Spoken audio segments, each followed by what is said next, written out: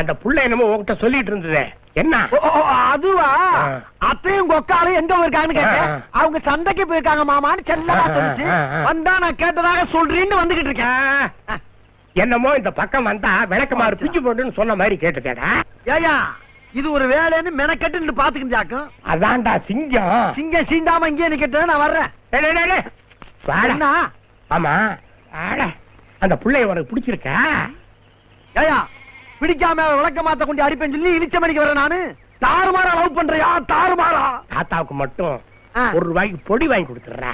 அந்த பிள்ளைய உனக்கு கட்டி வச்சிடறா. ₹1 செலவாகுமா? தாத்தா நீ மட்டும் எனக்கு அவளை கட்டி வச்சுட்ட ஒரு லோட இறக்குறியா?